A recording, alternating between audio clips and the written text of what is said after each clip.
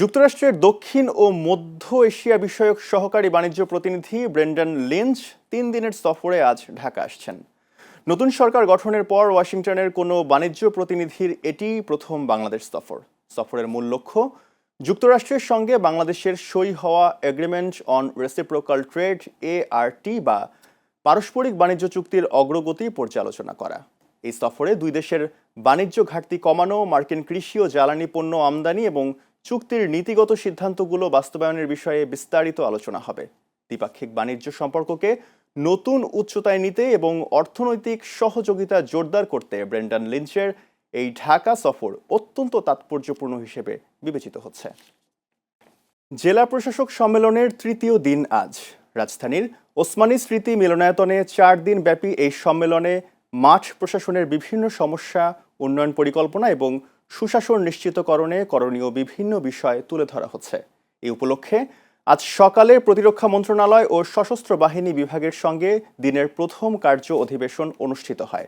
এই অধিবেশনে প্রধানমন্ত্রীর প্রতিরক্ষা বিষয়ক উপদেষ্টা ডক্টর AKM শামসুল ইসলাম সহ সেনাবাহিনী, নৌবাহিনী ও বিমান বাহিনীর প্রধানরা অংশ নেন। দিনব্যাপী মোট 8টি কার্য অধিবেশন অনুষ্ঠিত হবে। এছাড়া বিকেলে সুপ্রিম কোর্টে প্রধান বিচারপতির সঙ্গে সৌজন্য সাক্ষাৎ এবং সন্ধ্যায় প্রধান নির্বাচন কমিশনারের সঙ্গে মতবিনিময়ের মধ্য দিয়ে তৃতীয় দিনের কর্মসূচি শেষ হবে। এদিকে প্রথম অধিবেশন শেষে প্রধানমন্ত্রীর প্রতিরক্ষা উপদেষ্টা ব্রিগেডিয়ার জেনারেল অবসরপ্রাপ্ত doctor AKM Shamsul Islam press ব্রিফিংয়ে বলেন, প্রধানমন্ত্রীর দিক নির্দেশনা অনুযায়ী সশস্ত্র বাহিনীকে আধুনিকায়ন ও শক্তিশালী করতে জেলা প্রশাসকের সাথে ফলপ্রসূ আলোচনা ও দিক নির্দেশনা দেওয়া হয়েছে। এ সময় মুক্তিযুদ্ধ বিষয়ক প্রতিমন্ত্রী ইঞ্জিনিয়ার ইশরাক হোসেন সাংবাদিকদের বলেন, আওয়ামী আমলে মুক্তিযোদ্ধাদের তালিকা নিয়ে দলীয়করণ হয়েছে, তা সংশোধনের জন্য ডিসিদের সহযোগিতা চাওয়া হয়েছে। আমাদের সরকার যে দায়বদ্ধতার অবস্থান থেকে সশস্ত্র বাহিনীকে জনগণমুখী বাহিনীতে পরিণত করার জন্য জেলা প্রশাসকদের যে অবস্থান থাকার কথা, সেই দিক নির্দেশনা আমি তাদেরকে দিয়েছি। সেখানে আমি উল্লেখযোগ্যভাবে বলতে চাই, আমরা যে টোটাল পিপলস ওয়ার, যেটা শহীদ রাষ্ট্রপতি জিয়া রহমানের দর্শন ছিল, সেটার ব্যাপারে বিস্তারিত আলোচনা করেছি এবং সেইখানে আমাদের জেলা প্রশাসকদের কী ধরনের ভূমিকা থাকা উচিত সেটার ব্যাপারে আলোচনা করেছি। মুক্তিযুদ্ধের তালিকা নিয়ে একটা বিষয় আছে, তারপরে এখানে যে বীর নিবাস নামে যে প্রজেক্টটি করা হয়েছে, এখানে ইতিমধ্যে 30,000 নিবাস নির্মাণ করা হয়েছে, আরও কিছু চলমান রয়েছে। তো সেগুলো বিগত ফ্যাসিবাদী আওয়ামী সরকারের সময় কি হয়েছে সেটা তো আপনারা সকলেই জানেন। প্রত্যেকটা সেক্টরেই তারা দলীয়করণ করেছে, দুর্নীতি করেছে, এই বিষয়গুলো তো ছিলই। তো সেগুলো নিয়ে তাদের প্রশ্ন ছিল, সেগুলোর আমরা জবাব দিয়েছি। সংরক্ষিত নারী আসনের সংসদ সদস্য ডাক্তার মাহমুদা মিতু রাজধানীর উত্তরায় শহীদ নাইমা সুলতানার বাসভবনের সৌজন্য সাক্ষাৎ করেছেন। সোমবার বিকেলে তিনি শহীদ পরিবারের সদস্যদের সঙ্গে কুশল বিনিময় এবং তাদের সার্বিক খোঁজ খবর নেন। পরে তিনি শহীদ মীর মুগ্ধ মঞ্চে আয়োজিত এক মতবিনিময় সভায় অংশ নেন। মতবিনিময় সভায় ডাক্তার মাহমুদা মিতু বলেন, শহীদ পরিবারের চাওয়া পাওয়ার প্রতিফলন সংসদে তুলে ধরাই হবে তার প্রধান দায়িত্ব।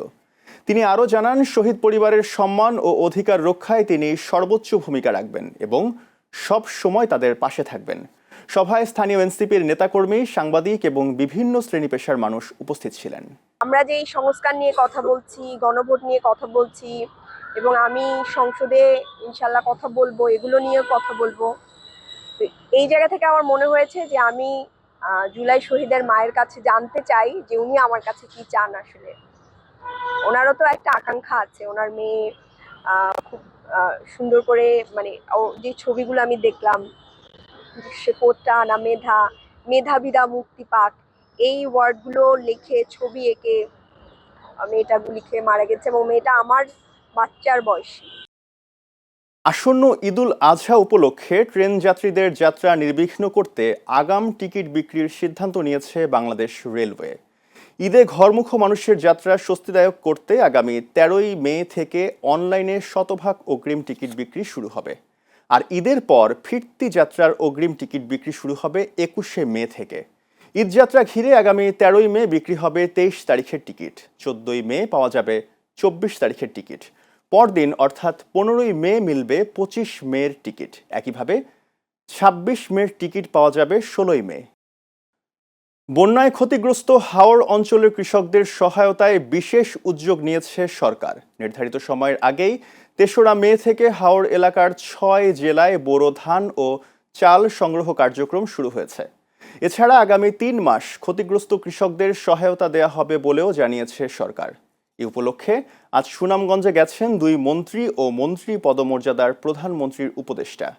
এদিন সকাল 11টায় কৃষি, মৎস্য ও প্রাণী সম্পদ মন্ত্রী মোহাম্মদ আমিনুর রশিদ, দুর্যোগ ব্যবস্থাপনা ও ত্রাণ মন্ত্রী আসাদুল হাবিব দুলু এবং মন্ত্রী পদমর্যাদার প্রধানমন্ত্রীর উপদেষ্টা অর্থ ও পরিকল্পনা মন্ত্রণালয় রাশেদ আল মাহমুদ তিতুমির সুনামগঞ্জ সার্কিট হাউসে পৌঁছান। এ সময় তারা জেলা পর্যায়ে কর্মরত কর্মকর্তাদের সঙ্গে মতবিনিময় করেন। পরে বিশ্বম্ভরপুর উপজেলা পরিষদ হলরুমে বন্যায় ক্ষতিগ্রস্ত কৃষকদের মধ্যে ত্রাণ সহায়তা প্রদান করবেন তারা। এদিকে টানা কয়েকদিনের বৃষ্টি ও উজান থেকে নেমে আসা পাহাড়ি ঢলে হাওর অববাহিকার প্রধান নদ নদীগুলোর পানি এখনও বিপদসীমার ওপর দিয়ে প্রবাহিত হচ্ছে। পাহাড়ি ঢল ও অতিবৃষ্টির কারণে সৃষ্ট জলাবদ্ধতায় জেলাগুলোর নিম্নাঞ্চল ও হাওর পাড়ের মানুষের দুর্ভোগ চরম আকার ধারণ করেছে। আগাম বন্যা, পাহাড়ি ঢলের কারণে কৃষকের ধান, পাকা ধান পানিতে ডুবে গেছে। কেউ কাটতে পেরেছেন, কেউ কাটতে পারেন নাই। যারা কাটতে পেরেছেন তারা ধান শুকাতে পারছেন না। এখানে প্রতিদিনই বৃষ্টি, মেঘাচ্ছন্ন আবহাওয়া, ধানগুলো পচে দুর্গন্ধ ছড়াচ্ছে। চীনের পররাষ্ট্রমন্ত্রী ওয়াং ই এর আমন্ত্রণে 3 দিনের রাষ্ট্রীয় সফরে আজ বেইজিং যাচ্ছেন পররাষ্ট্রমন্ত্রী খলিলুর রহমান। বিএনপি সরকার গঠনের পর এটিই তার প্রথম চীন সফর। তার সঙ্গে থাকছেন প্রধানমন্ত্রীর পররাষ্ট্র বিষয়ক উপদেষ্টা হুমায়ুন কবির। সফরের মূল লক্ষ্য দ্বিপাক্ষিক সম্পর্ক ও কৌশলগত যোগাযোগ জোরদার করা। আঞ্চলিক স্থিতিশীলতা ও অর্থনৈতিক সহযোগিতার ক্ষেত্রে এই সফর অত্যন্ত গুরুত্বপূর্ণ। এটি বাংলাদেশের স্বাধীন ও নিরপেক্ষ পররাষ্ট্রনীতির একটি বলিষ্ঠ পদক্ষেপ হিসেবে বিবেচিত হচ্ছে। গত এপ্রিল মাসে ভারত সফরের পর এই চীন সফরকে ভারসাম্যমূলক কূটনীতির বহিঃপ্রকাশ হিসেবে দেখছেন বিশ্লেষকরা।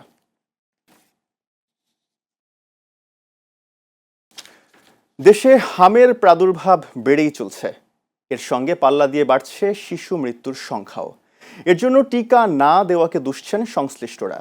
হাম ও এই রোগের উপসর্গ নিয়ে ইতোমধ্যে মৃত্যু 300 ছাড়িয়েছে। এর মধ্যে সবশেষ 100 মৃত্যু হয়েছে মাত্র 19 দিনে। স্বাস্থ্য অধিদপ্তর নিজেদের দৈনিক বুলেটিনে গত 15 মার্চ থেকে হিসাব তুলে ধরেছে। অধিদপ্তরের নিয়মিত বুলেটিন বিশ্লেষণ করে দেখা গেছে প্রথম 100 মৃত্যু হয়েছে 23 দিনে আর মৃত্যু 200 ছাড়িয়েছে পরবর্তী 14 দিনে।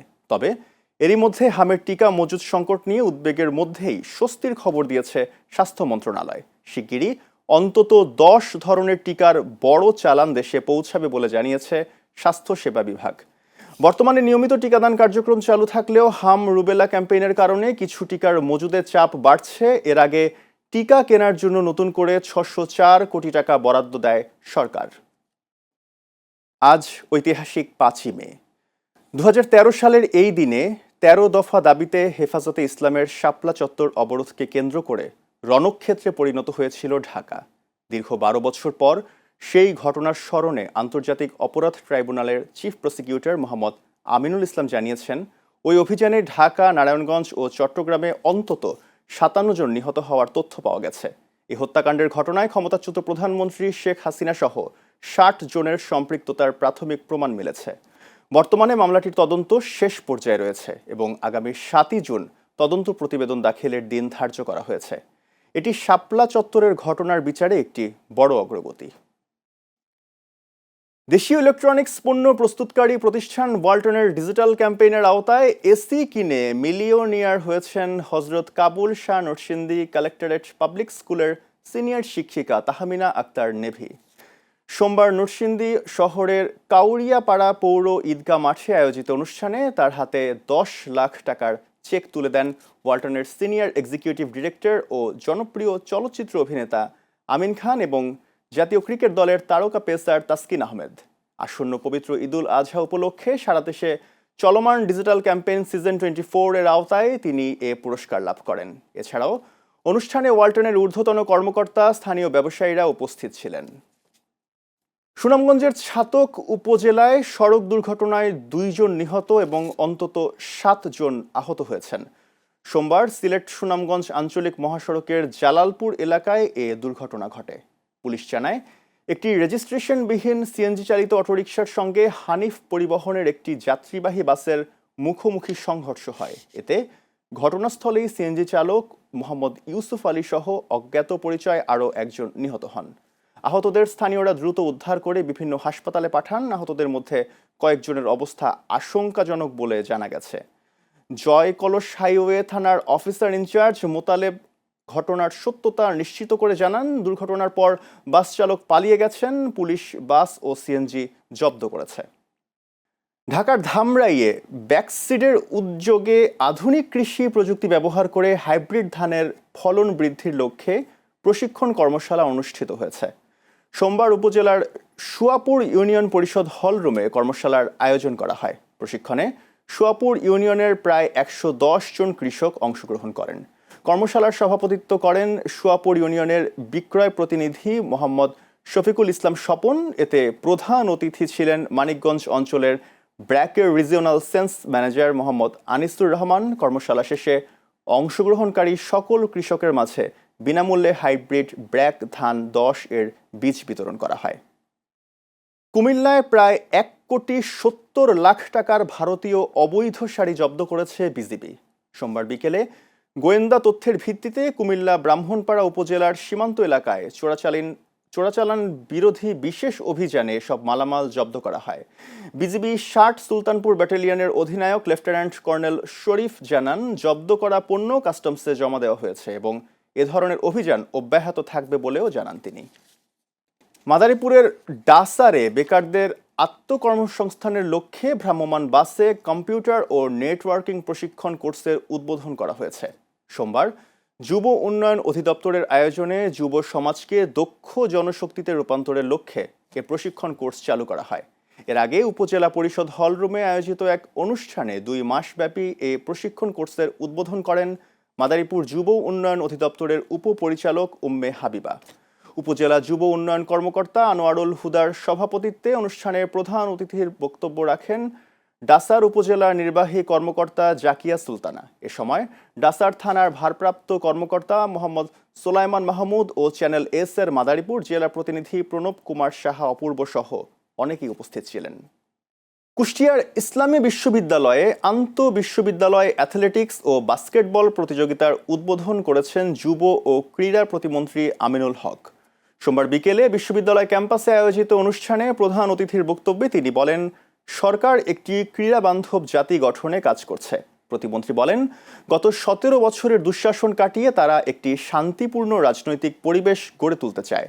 এর অন্যতম মাধ্যম হচ্ছে খেলাধুলা। তিনি আরও জানান, দেশের তরুণ সমাজকে ইতিবাচক কর্মকাণ্ডে সম্পৃক্ত করতে খেলাধুলার বিকল্প নেই। বিশ্ববিদ্যালয়ের উপাচার্য অধ্যাপক ডক্টর নকিব মোহাম্মদ নসরুল্লাহর সভাপতিত্বে উদ্বোধনী অনুষ্ঠানে বিশেষ অতিথি হিসেবে ছিলেন উপাচার্য অধ্যাপক doctor M A Yakub Ali সহ অনেকে। খুলনায় সুন্দরবন সংলগ্ন এলাকায় পর্যটকদের লক্ষ্য করে হামলা ও ডাকাতির চেষ্টার ঘটনায় কোস্ট গার্ডের অভিযানে 2 জনকে আটক করা হয়েছে। মঙ্গলবার সকালে কোস্ট গার্ডের মিডিয়া কর্মকর্তা লেফটেন্যান্ট কমান্ডার সাব্বির আলম সুজন এ তথ্য নিশ্চিত করেন। তিনি জানান, গত 4 মে খুলনার দাকোপ থানার ঢাংমারি খাল সংলগ্ন সুন্দরী ইকো রিসোর্টে পর্যটকদের উপর হামলা ও লুটপাটের উদ্দেশ্যে একটি চক্র রিসোর্টে প্রবেশ করে। এ সময় রিসোর্ট কর্তৃপক্ষ বিষয়টি টের পেয়ে ধাওয়া করলে তারা দ্রুত ঘটনাস্থল থেকে পালিয়ে যায়। পরে রিসোর্ট কর্তৃপক্ষ বিষয়টি কোস্ট গার্ডকে অবহিত করলে অভিযান শুরু হয়। সিসিটিভি ফুটেজ বিশ্লেষণ এবং গোয়েন্দা নজরদারির ভিত্তিতে অভিযান চালিয়ে রাজন সর্দার ও রতন সর্দার নামের 2 জনকে আটক করা হয়।